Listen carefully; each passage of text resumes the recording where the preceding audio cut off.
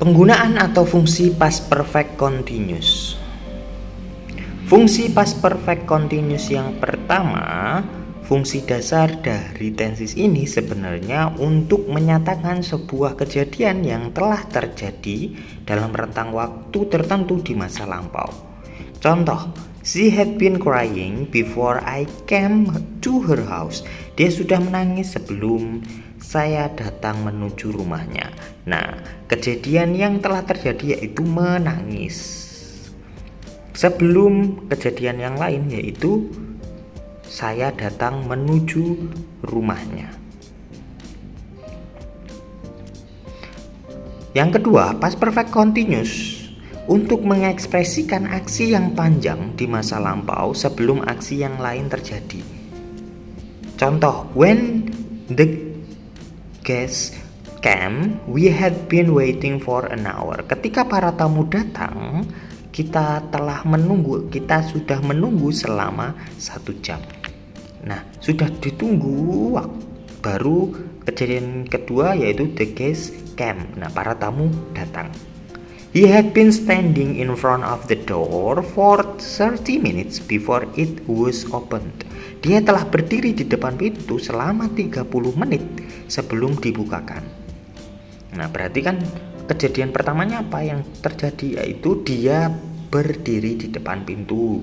Sudah 30 menit baru pintunya dibuka. Yang ketiga, past perfect continuous juga untuk memberitahukan berapa lama suatu terjadi untuk period of time-nya sesuai kondisi dan aktivitas yang telah atau sampai waktu tertentu di masa lampau. Tentunya telah terjadi sebelum kejadian kedua terjadi juga.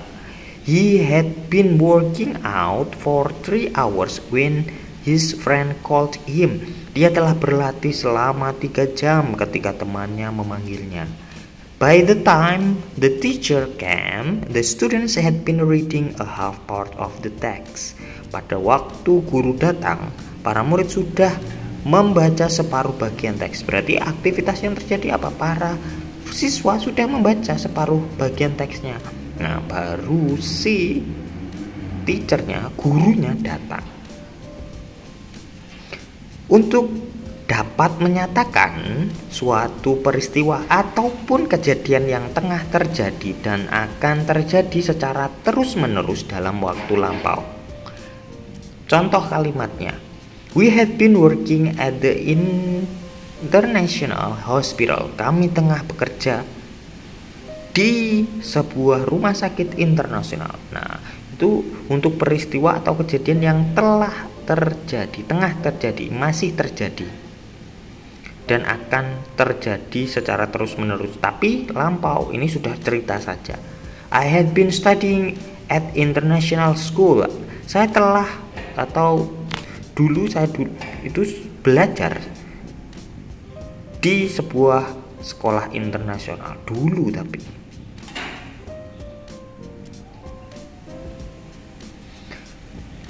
past perfect continuous juga dapat pula digunakan untuk menunjukkan sebuah penyebab terjadi kejadian di masa lampau. Misalnya, Anda pernah mengalami sebuah kejadian A karena Anda telah melakukan B. Kejadian B dalam ini dibentuk dengan past perfect continuous.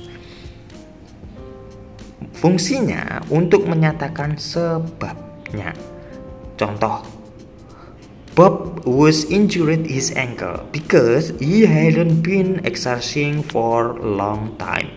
Bob mengalami sebuah cedera pada pergelangan kakinya karena dirinya sudah lama tidak melakukan olahraga. Nah, fungsinya menyatakan sebabnya. Sebab kenapa Bob itu cedera? Karena ya past perfect continuous-nya yaitu karena dia sudah lama tidak melakukan olahraga. Past perfect continuous juga digunakan pada sebuah kalimat dengan type 3 conditional atau conditional sentence ya, tipe 3. Maksudnya adalah kalimat tipe ini akan menjelaskan mengenai suatu kejadian pada masa lampau yang tidak atau belum terjadi karena adanya kejadian yang tidak sengaja dilakukan. Atau bisa jadi ini hanya suatu penyesalan kalau pada tipe 3 conditional sentence. Contoh, if it hadn't been raining this morning, we wouldn't be late for meeting. Apabila pagi ini tidak hujan, maka kita tidak akan terlambat datang rapat. Nah, nyesal akhirnya ya karena hujan jadi tidak bisa datang.